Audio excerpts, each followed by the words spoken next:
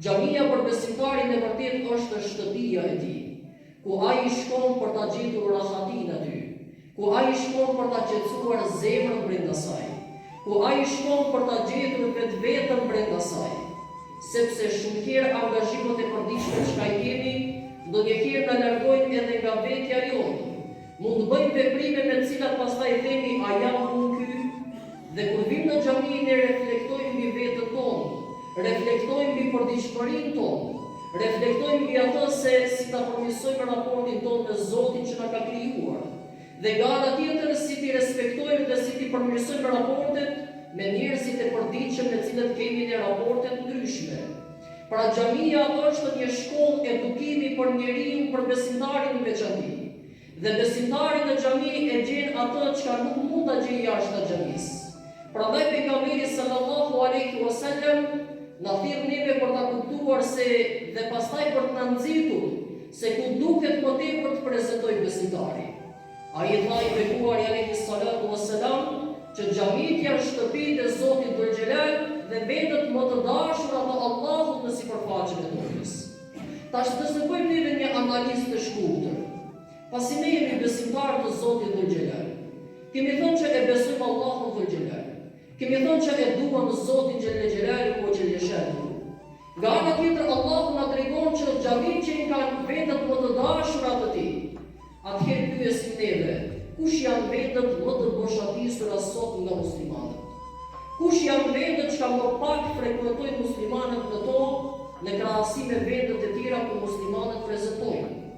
Nëse do të shohim xhamia është vendi më i dashur i Allahut, ndërkohë që nga ana tjetër është vendi më i boshatisur nga besimtarët e Allahut. Nëse do të shohim që xhamia është vendi më i dashur i Allahut, nga ana tjetër është vendi që më së paku vizitohet nga muslimanët. Nëse do të shohim që xhamia që ka vendi më i dashur i Allahut, nga ana tjetër do të shohim që më së paku besimtarët që i mbushin janë pikërisht xhamit. E tani neve mund të marrim përgjigjen e madhe të atij spekulimi të fliqur dhe të ulët që bëhet nga disa të tjerë të cilët me tendenca të ndryshme dëshirojnë shpeshherë ta fajsojnë xhamin, ta fajsojnë islamin, se s'po na ecë rruga si duket, s'po na ecë jeta si duket, s'po mund të zhvillohemi si duket, kinse xhamia i paskafaje. Mirë po, xhamia është vendi që ka më së paku besimtarët e Allahut prezentojnë për fat të keq. Dhe kjo duket me qenë një gajlje për ne. Dhe kjo duket me qenë një dhimbje për ne. Nga se ne dim të mbushim kafenet dhe me të drejta asgjë të keqe s'ka. Ne dim të mbushim edhe stadionin kur është nevoja.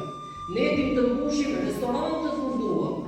Ne dim të mbushim vendet ndryshme, kretja në halal dhe të lejuara në rregull s'ka të keqe. Mirë po, është pastaj e keqe kur për ty restoranti paska ka shumë vlerë, kur për ty kafeja paska ka shumë vlerë, kur për ty merrje pra rrugëtimin që të bësh 1000 kilometra që të shkosh dhe ta shikosh një ndeshje interesante që po bëhet, po luma Reali me Barcelonën udhëton njeriu 2000 kilometra të shkojë ta shikojë atë ndeshje. Ndërkohë që xhamin e ka 2 hapa larg shtëpisë së tij, e ndërkohë që kur është pyetje të prezantojnë xhamin, ati i lodhen këmbët pastaj, ati i shtohen angazhimet pastaj, ati i shtohen punët pastaj, dhe gjen arsye që nuk kam kohë, jam i lodhur